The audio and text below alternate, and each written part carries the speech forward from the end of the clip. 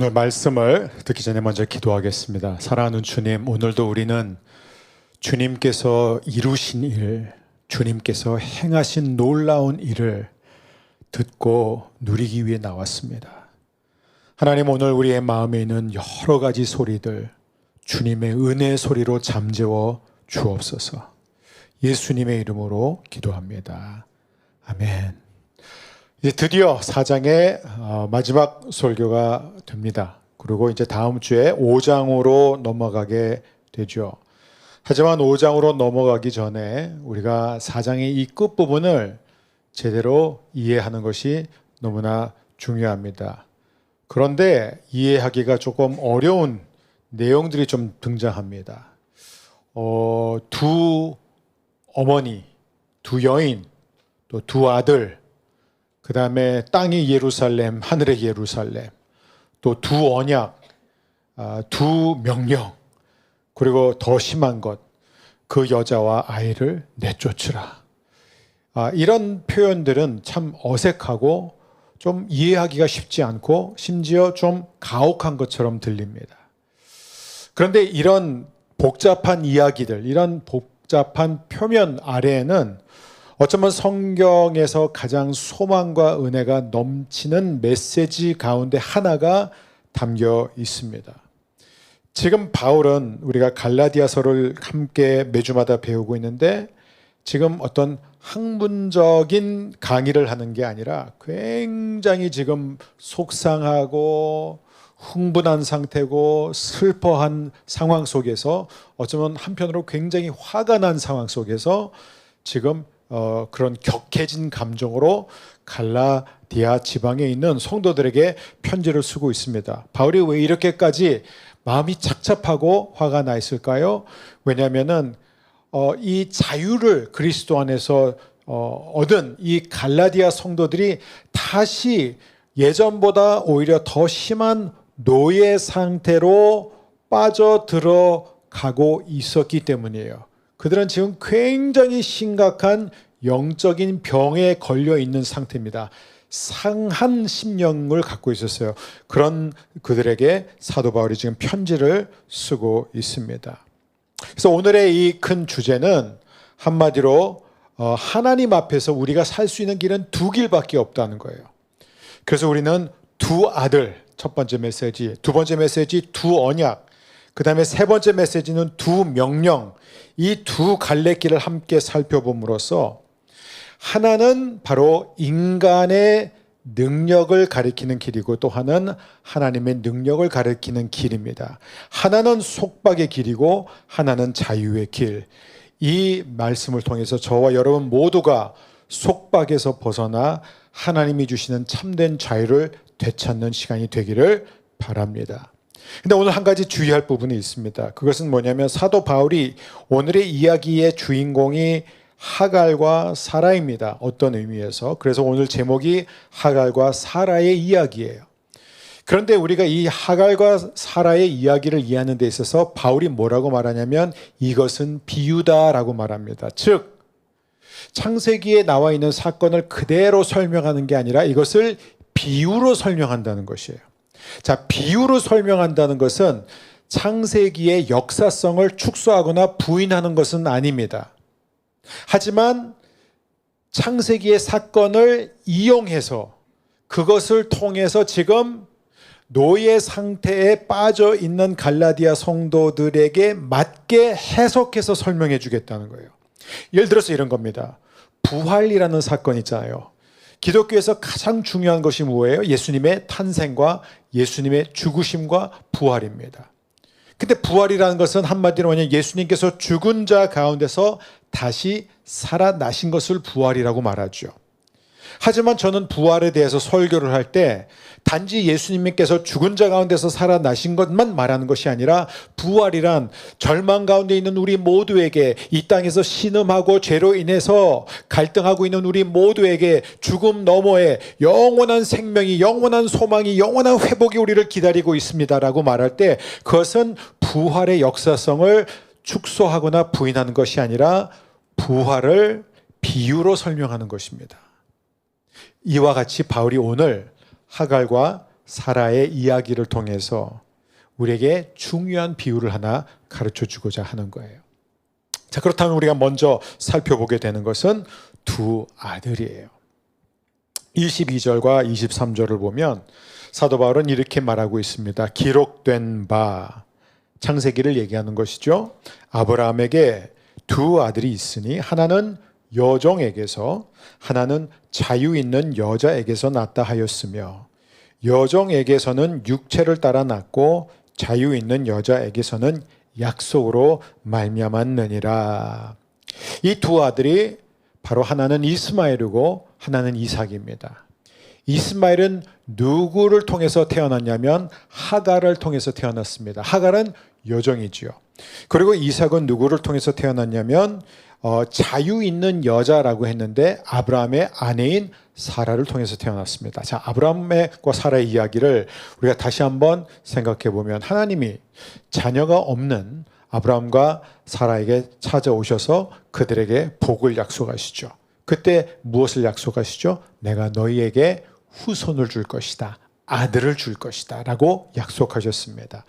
그리고 그 아들을 통하여 큰 민족을 이룰 것이고 그리고 땅에 있는 모든 사람들이 내 후손을 통하여 반드시 복을 받게 될 것이다.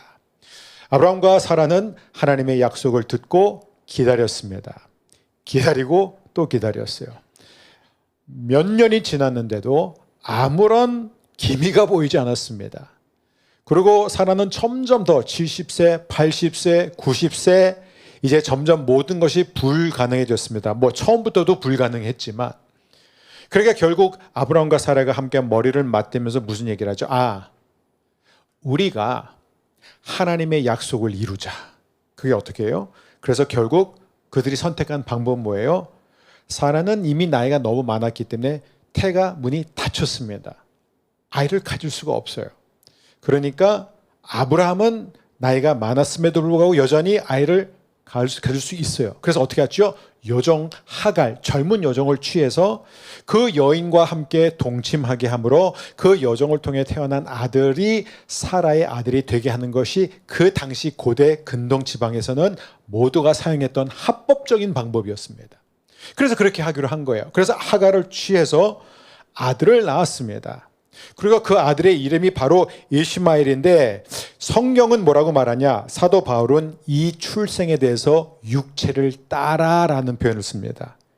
이게 한마디로 무슨 얘기냐면 이것은 인간의 계획이고 인간의 전략이었다는 거예요. 다시 말하면은 우리가 이 일을 해결하자. 우리가 할 수 있는 방법으로 우리의 노력으로 우리의 능력으로 이 문제를 해결하자. 그래서 하나님의 약속이 이루어지게 하자. 이게 바로 이스마엘입니다. 반면에 이삭은 오늘 성경을 보면은 성령을 따라라는 표현이 나옵니다. 다른 말로 하자면은 또 약속을 따라 태어난 자녀라고 말하고 있어요. 자, 이삭은 어떻게 태어났습니까? 하갈을 통해서 태어난 게 아니라 사라를 통해서 태어났다는 거예요. 사라는 아이를 가질 수 없는 몸이었습니다. 가질 수 없는 상태였어요. 다시 말해서 인간의 노력으로 인간의 수단과 방법으로 만들어낸 결과가 아니라 오직 하나님의 도우심, 하나님의 개입, 하나님의 능력으로 태어난 아들이라는 것이에요.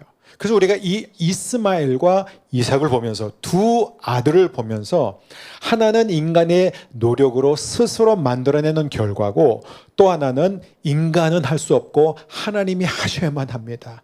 하나님의 은혜로만 가능합니다. 그래서 하나님의 능력으로 태어난 두 아들이 있습니다. 자, 바울이 왜 이 주제를 여기서 꺼내고 있을까요? 자, 갈라디아 교회 성도들은 원래 이방인들이잖아요. 근데 이 이방인들이 예수님을 믿기 전에 사도 바울이 그들에게 전한 복음을 듣기 전에 원래 어떻게 살았죠? 예수 믿지 않는 이방인들과 유대인들의 삶은 극과 극이었어요. 그죠? 유대인들은 태어나면서부터 토라, 율법을 배웠고 율법대로 살도록 훈련을 받았습니다. 먹는 것, 손 씻는 것, 위생뿐만 아니라 정결 예식, 옷 입는 것, 이 모든 것에 있어서 어렸을 때부터 하나님의 계명과 법을 철저하게 지키도록 훈련을 받았습니다. 근데 이방인들은 어떻게 살았어요? 이방인들은 전혀 다른 삶이었습니다. 규율이라는 게 없어요. 규례라는 게 없습니다. 이방인들은 자기 마음대로 본능적으로 살았어요. 실제로 그래서 우리가 이 이방인들의 삶을 보게 되면요, 정말 난잡하고 지저분해요. 그 예수님 시대 전후에 쓰여진 여러 가지 그런 문서들이 이제 점점 많이 발굴되고 있는데, 그런 그 글들을 보게 되면요, 그 이방인 남성은요, 결혼 관계 안에서만 관계를 맺지 않습니다. 그러니까 남성은 어디서나 언제든지 누구하고든지 마음대로 섹스를 할 수 있는 게 이방 문화였어요. 그리고 더 많은 사람하고 그런 관계를 가질수록 그 사람은 멋있는 사람이 되는 거예요. 그런 정말 난잡한 그런 이방인에게 복음이 선포되었을 때, 여러분, 복음을 가장 환호하면서 받아들이는 사람들이 누군지 아세요? 여성들이었습니다. 왜요? 왜냐하면 여성들은요, 남편 외에는 누구하고도 관계를 맺으면 안 되게 돼 있어요. 여성은 오직 결혼 관계 안에서 근데 그때는 일부 다처제가 지배적이었습니다. 그러니까 남성들은 다양한 여성들과 결혼을 할 수 있을 뿐만 아니라 혼외 관계도 얼마든지 자유롭게 맺을 수 있었고, 심지어 동성 관계도 얼마든지 법의 보호를 받으면서 다 할 수 마음대로 본능에 충실하면서 할 수 있었던 그런 시대인데, 그 당시에 결혼 관계 밖에서는 절대로 관계를 가져서는 안 된다. 오직 남자와 여자, 남편과 아내 둘만의 관계를 선포하는 것은 기독교밖에 없었어요. 그래서 여성들이 드디어 남녀 평등을 외치는, 그리고 당시 헬라 로마 문화는 어땠어요? 여러분, 생명을 철저히 경시하는 문화가 지배적이었습니다. 그래서 그 당시에는 늘 전쟁이 있었어요. 전쟁이 끝이지 않았습니다. 근데 전쟁에 한번 터지면 남자들은 엄청나게 많이 죽었음에도 불구하고 모든 헬라 로마의 마을과 도시에 보면은 남자들이 그럼에도 불구하고 여자들보다 훨씬 많았어요. 왜 그럴까요? 그 이유는 간단합니다. 여자를 낳으면 버렸고 죽였습니다. 전혀 갈등이 없었어요. 아무 갈등이 없었습니다. 이 갈등이 없었다는 게 어디서 나오냐면, 예를 들어서 이제 페거슨이라는 학자가 이제 여러 가지 그 당시의 사본들을 이제 찾아서 출간한 책이 있는데, 거기에 보면은 알렉산드리아 출장을 간 한 헬라 남성이 자기 만삭한 아내한테 편지를 쓴 게 이제 그게 이제 나왔는데, 이게 뭐냐면, 내가 이게 여기 와가지고 일이 잘 돼가고 있고 이제 일이 곧 끝날 거고, 당신이 나한테 부탁한 거 내가 샀고, 내가 당신한테 부탁한 것도 당신이 잊지 않고 해주길 바란다 하면서, 내가 도착하기 전에 아이가 먼저 태어나면 그 아이가 여자면 버려라, 이렇게 돼 있어요. 아무런 갈등이 없어요. 그냥 여자만 또 버리라는 거예요. 아들이면 킵하고. 그게 당시 이방인들의 문화였습니다. 그러니까 이제 보통 마을에서 이제 인구 조사를 하면요, 보통 이제 자녀가 한 가구당 8명, 9명, 10명인데 딸이 1명 이상인 가구는 거의 찾아볼 수 없었습니다. 왜요? 다 버렸기 때문이에요. 그게 바로 이방 문화예요. 생명을 경시했습니다. 성을 차별했습니다. 그렇게 남자와 여자, 이 남존 여비 사상이 그때부터 이미 있었다는 거예요. 자, 그런 상황 속에서 이제 기독교 복음이 선포되었어요. 그리고 그들이 바울을 통해서 선포된 그 복음을 받아들인 순간 성령께서 그들의 양심을 깨우는 거예요. 성령께서 말씀을 통해서 하나님이 원하신 삶이 무엇인지를 알게 되면서 그들은 하나님 앞에 철저하게 회개를 하게 됩니다. 그리고 자신의 삶이, 과거의 삶이 얼마나 부끄럽고 얼마나 방탕했는지를 깨닫게 돼요. 그러면서 이런 자신을 하나님이 예수 그리스도를 보내주심으로써 그들을 위해서 대신 죽게 하심으로써 예수님을 믿기만 하면 하나님의 자녀가 된다는 이 복음 앞에 그들은 너무 즐거워했어요. 너무 감사했던 거예요. 어쩔 줄 몰랐습니다. 그래서 기쁨이 충만했어요. 어떤 핍박이 와도 그 일로 인해서 예수 믿는 것 때문에 뭐 재산이 몰수당하고 가족으로부터 버림을 당해도 상관없었어요. 그 기쁨이 너무나 컸었습니다. 그런데 이제 바울이 떠난 직후 얼마 안 된 다음에 이제 결국 예루살렘에서 올라와서 이 거짓 교사들이, 율법학자들이, 유대주의자들이 뭐라고 가르치냐면, 여러분들이 예수 믿게 됐다는 거 좋아. 그냥 좋은 시작이다 이거예요. 잘했다. 근데 멀었다 이거예요. 야, 우리는 태어나면서부터 율법을 배운 사람들이고, 우리는 태어나면서부터 어떻게든지 하나님 앞에 거룩해지기 위해서 먹는 것도 주의하고 입는 것도 주의하고 안식일도 지켰고, 우리가 얼마나 그동안 노력하고 정말 최선을 다해서 율법을 지켰기 때문에 여기까지 왔는데, 너희는 예수를 믿는다는 거 하나만으로 너희가 어떻게 우리랑 똑같아질 수 있어? 너희가 정말로 하나님의 자녀가 되고 싶다면, 너희가 하나님 나라의 백성으로 들어가고 싶다면은 아직은 멀었어. 이제부터 우리가 가르쳐준 대로 지금부터라도 열심히 해야 돼. 자, 할례부터 받아. 그 다음에 안식일을 지켜. 그 다음에 정결 예식도 지켜 하면서 이제 계명들을 소개한 거예요. 자, 이 상황 속에서 사도 바울은 어떤 일격을 가합니까? 사도 바울이 여기서 말하는 게 바로 여기서 이제 하갈과 사라 이야기를 꺼내는 거예요. 여러분, 아브라함에게는 두 아들이 있었습니다. 하나는 이스마엘이에요. 인간의 노력으로 얻은 아들이에요. 또 하나는 이삭입니다. 이삭은 오직 하나님의 약속으로, 하나님의 일방적인 약속과 은혜로 얻은 아들입니다. 그러면서 하는 얘기가 뭐예요? 여러분은 이삭의 후손입니다. 여러분은 아브라함의 진짜 아들입니다. 그 얘기를 하는 거예요. 여러분이 아브라함의 아들이 될 수 있는 것은, 여러분이 이삭이 될 수 있는 것은 방법이 하나밖에 없어요. 혈통으로 되지 않습니다. 왜냐하면 유대인들은 그걸 계속 강조해요. 혈통으로, 우리가 아브라함의 후손, 혈통으로 되지 않습니다. 어떤 노력과 헌신으로도 되지 않습니다. 어떤 인간의 재주를 갖고도 할 수 없습니다. 여러분이 아브라함의 후손, 누구든지 죄인이 아브라함의 후손이 될 수 있는 방법은 하나입니다. 그것은 하나님의 약속으로만 됩니다. 여러분 기억하세요. 이스마엘은 뭐예요? 제가 하겠습니다. 제가 해내겠습니다. 제가 잘할게요. 제가 노력할게요. 제가 최선을 다할게요. 그게 이스마엘이에요.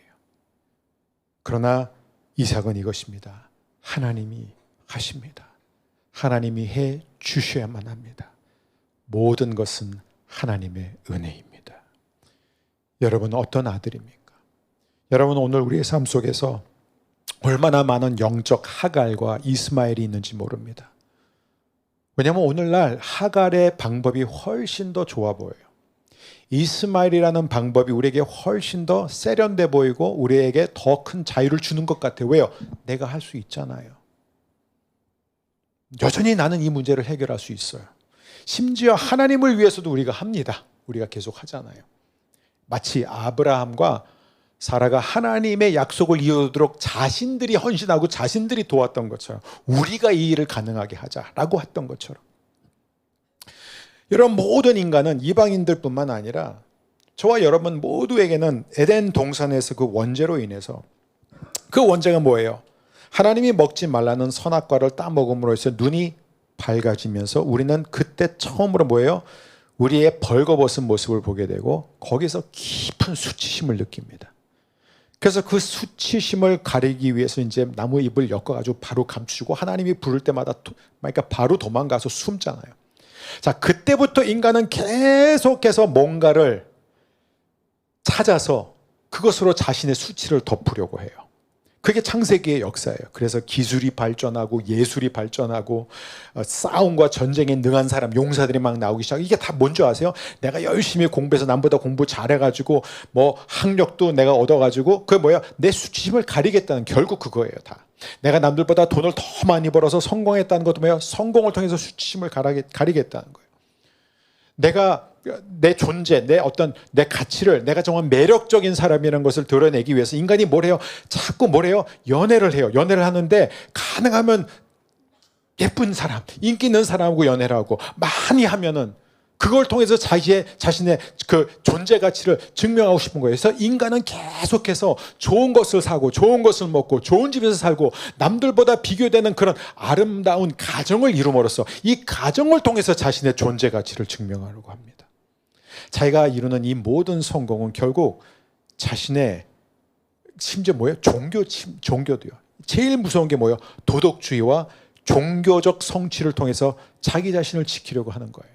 이거 하나님 앞에서 우리가 늘 그럽니다. 내가 이 정도로 열심히 했고 내가 하나님께서 이렇게 했으니까 하나님은 당연히 나한테 이 정도는 해주셔야 돼. 이게 우리가 노골적으로 말하지만 그게 모든 사람들의 기대라는 거예요. 열심히 하니까 하나님이 최소한 이 정도는 나에게 해주실 거다. 근데 여러분, 사도 바울에 의하면 이 모든 것의 결과와 끝은 무엇이냐? 속박이라는 거예요. 노예라는 거예요. 우리가 우리 자신을 몰아붙이고 우리가 성공을 향해 나아가면 나아갈수록 우리가 그만큼 쉽게 두려움에 사로잡히고 너무 작은 실패 앞에서도 무너지는 우리 자신. 무언가가 막 성취를 하려고 하는데 그 성취를 가로막는 장애물이 나타나면 그게 사람이든 무엇이든 간에 분노와 불안이 솟구쳐 올라옵니다. 그래서 인간의 능력, 이 인간의 이 헌신, 이 인간의 이 노력은요, 얼마든지 활동을 많이 만들어낼 수 있습니다. 겉으로 보이는 그런 결과들을 만들어낼 수 있어요. 그런데 인간의 노력과 인간의 능력이 절대로 만들어낼 수 없는 게 뭔지 아세요? 가치예요. 자기 정체성은 절대로 만들어낼 수 없습니다.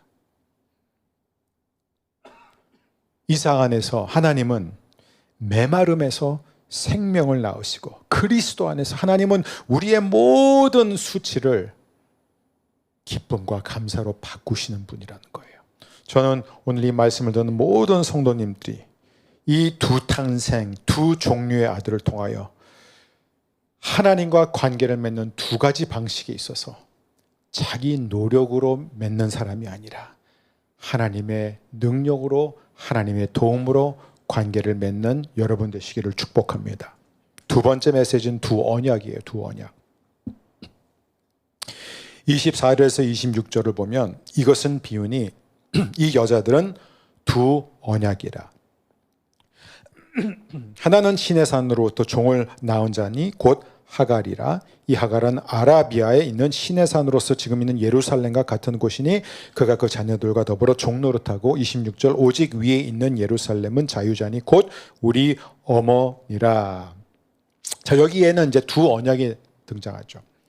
첫 번째는 하갈과 사라라는 여인이었습니다. 근데 이 하갈이 무엇을 상징하냐면은 시내산을 상징한다고 얘기하고 있습니다. 구약의 시내산 알죠? 그리고 그 시내산은 바로 지금에 있는 예루살렘을 상징한다고. 그러니까 사도 바울에 의하면 하갈과 시내산과 지금 이 땅에 있는 지상의 예루살렘은 전부 다 종살이를 상징하는 것들이다 이거예요. 전부 다 노예의 삶이라는 거예요. 이것은 우리에게 끊임없이 뭘 요구합니까? 더 노력하세요. 더 열심히 하십시오. 더 힘쓰십시오. 더 깨끗해져야 됩니다. 더 회개해야 됩니다. 더 열심을 내야 됩니다. 그것 갖고는 안 됩니다. 라는 길을 계속해서 우리에게 제시한다는 거예요. 이게 바로 종교의 길이라는 것입니다. 반면에 사라라는 이 여인은 자유인으로서 위에 있는 예루살렘을 나타낸다라고 사도 바울은 말합니다. 이 땅에 있는 예루살렘은 종살이를 뜻하지만 하늘에 있는 하나님의 나라, 곧 장차 우리에게 임할 이 새 예루살렘은 자유를 상징한다는 거예요. 그런데 여기서 뭐라고 하냐면 예루살렘이 우리의 어머니라는 거예요. 그가 우리의 어머니가 될 것이다가 아니에요. 그가 우리의 어머니가 장차 될 것이 틀림없다 그 얘기도 아닙니다. 그가 우리의 어머니다 이거예요. 즉 사라, 자유의 여인, 그리고 천상에 있는 예루살렘, 하나님의 나라가 바로 우리의 어머니가 됐다라는 그 얘기는 뭐냐면은 이미 우리는 그리스도 안에서 하나님의 자녀가 되었다라는 것을 선언하고 있는 것이에요. 우리가 이미 새 예루살렘의 시민으로 살게 되었다. 판결은 이미 최종적으로 내려졌다. 어디에서? 예수님이 십자가에서 다 이루었다라고 선포함과 동시에 저와 여러분에 대한 하나님의 최종 판결은 이미 일어난 것입니다. 자, 이 하나님의 복음의 최종 판결을 받은 사람의 삶의 특징이 뭔지 아세요? 둘 다 똑같이 일할 수 있어요. 근데 어떤 사람은 정말 열심히 일을 하는데 그는 일 자체를 위해서 일을 해요. 왜냐하면 그 일을 잘해야 되는 거예요. 그는 일의 노예가 될 수밖에 없는 거예요. 일을 잘하지 못하면 그는 행복할 수가 없어요. 하지만 하나님 안에서 그리스도 안에서 자기 정체성이 확실한 사람은요 일을 그도 열심히 합니다. 근데 그는 절대로 일의 노예가 되지 않아요. 가정을 똑같이 사랑할 수 있어요. 근데 어떤 사람은요, 가정이 자기 의예요. 자기의 자녀들이 자기 의가 되는 거예요. 그래서 가정이 무너지면 자기 의가 무너지는 거예요. 하지만 똑같이 가정을 사랑하지만 가정은 결코 자기의 의로 삼지 않는다는 것입니다. 여러분, 똑같이 성장을 위해서, 성숙을 위해서, 거룩을 위해서 헌신하고 추구하지만, 그러나 한 사람은 얻어내기 위해서 끊임없이 성숙과 거룩을 추구한 반면, 다른 사람은 이미 하나님으로부터 모든 것을 받았기 때문에 너무나 행복하고 감사해서 순종하는 거예요. 전혀 다르다는 거예요. 제가 잘 기억이 안 나서 이제 예배 들어오기 전에 제가 전도사님한테 좀 물어봤는데, 여러분 그거 혹시 그 라이언 킹 그 보셨어요? 저는 예전에 오래전에 고 하영조 목사님하고 그 뉴욕 브로드웨이에서 그 라이언 킹을 직접 가서 본 적이 있어요. 그리고 또 목사님 덕분에 맨 앞자리에 앉아서 정말 너무 호강했어요. 그런데 그 여러분 그 뮤지컬도 그렇고 영화에도 그렇고요. 여러분 정말 거기서 정말 그 제 가슴을 저리게 하는 장면이 있는데, 그게 뭐냐면 심바가, 그렇죠? 그 새끼 호랑이 사자가 나와서 이제 자기가 뭔가 입증 보여주겠다고 막 하다 결국 아버지가, 그렇죠? 그 무파사가 아들을 지키기 위해서 내려가서 결국 죽게 됩니다. 그러니까 결국 아들의 실수로 이 아들이 죽게 됐을 때 그 못된 삼촌 스카라는 맞나요? 하여간 그 뭐라 그러죠? 그때 이 심바를 파괴하려고 뭐라고 하죠? 그때 그 뮤지컬, 저 아직도 그 음악이 나오면 지금도 막 두근거려요. 뭐예요? What have you done? 이거예요. 너 지금 무슨 짓 한 거야? 너 지금 무슨 짓 한 거야? 너 때문에 네 아빠가 죽었어. 네가 아니었으면 네 아빠가 죽을 일이 없어서 네가 아빠를 죽인 거야. 그것을 이미 아버지를 상실한 죄책감에 시달리는 그 어린 새끼 라이언한테 뭐라 그래요? 너 무슨 짓 한 거야 이거야. 그러니까 이 새끼, 이 사제를 지금 완전히 파괴하는 거예요. 짓밟아 버리는 거예요. 여러분, 사탄이 우리한테 그렇게 해요. 사탄이 우리한테 그렇게 합니다. 지금 여러분, 이 율법주의자들이 지금 갈라디아 성도들한테 그 짓을 하는 거예요. 너희가 무슨 짓을 하면서 살았어 그동안? 너희들 그동안 더럽게 살았잖아. 너희들 용서받지 못할 일들 너무 많이 했잖아. 너희들 안 부끄러워? 근데 뭐 이제 와서 예수 믿는다고 뭐 그걸로 너희가 지금 의롭게 된다고? 네가 그냥 하나님의 약속을 믿기만 하고 그걸 받아들이면 너희가 정말 구원받고 하나님 나라의 힘이 된다고? 말도 안 돼. 너희 멀었어. 지금 그걸로는 안 돼. 너희도 우리 같이 노력해야 돼. 여러분, 우리한테는 다 그게 있어요.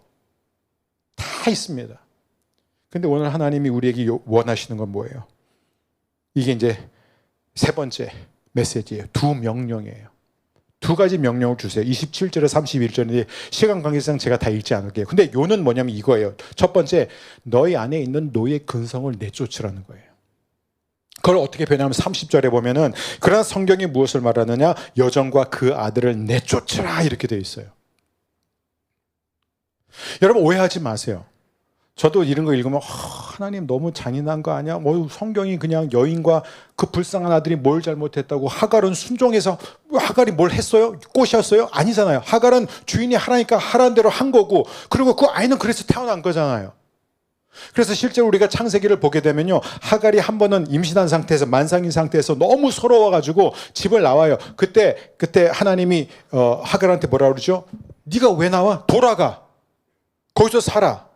그리고 내가 이 아이의 울음소리를 들었어. 나는 이 아이를 반드시 축복할 거야. 그리고 나중에 이제 이스마엘이 태어나죠. 이스마엘도 하나님이 지어주셨어요. 내가 네 울음소리를 들었다. 그리고 나중에 이제 태어나고 나서 또 쫓겨납니다. 그때 하갈과 이 이스마엘이 울면서 광야를 헤맬 때 하나님이 또 나타나셔서 뭐라 그러죠? 왜 두려워해? 왜 슬퍼해? 걱정하지 마. 나는 너와 함께 할 거야.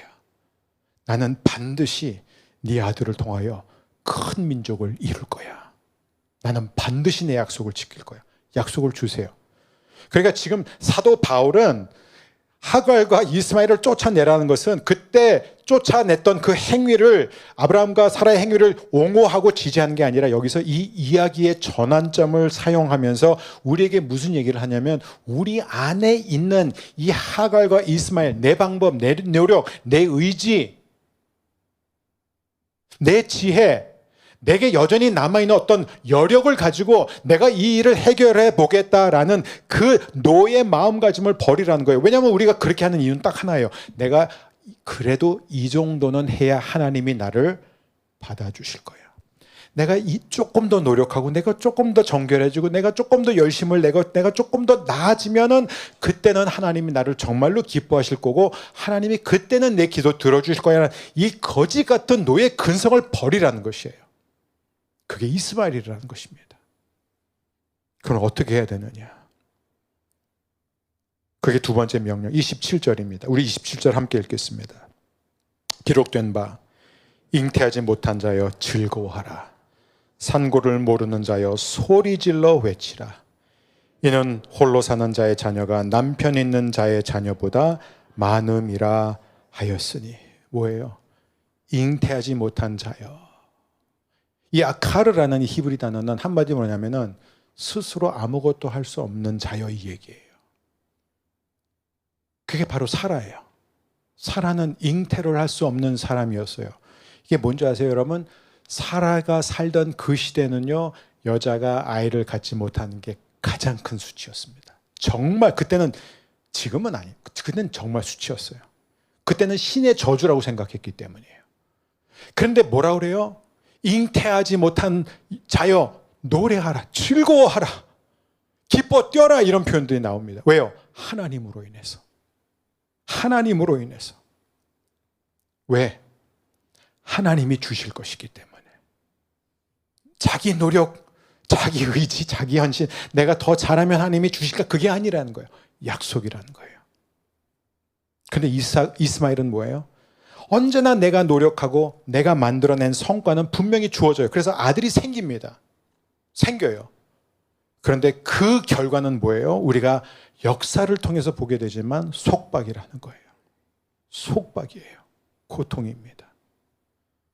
사랑하는 여러분, 오늘 이 메시지를 들으면서 하나님이 우리에게 원하시는 건 뭐예요? 우리 안에 있는 하갈과 이스마엘이라는 노예 근성을 내쫓는 거예요. 내가 이만큼만 할 수 있으면 괜찮아질 거야. 내가 조금만 더 잘 믿으면, 내가 조금만 더 잘하면, 내가 조금만 더 좋은 성과를 만들면, 그러면 나는 행복해질 수 있어. 그러면 하나님이 나를 기뻐하실 거야. 라는 노예 근성을 버리고 우리는 철저하게 뭐예요? 나는 이미 그리스도 안에서 사랑받는 자녀다. 나는 이미 하늘에 있는 예루살렘에 속한 시민이다.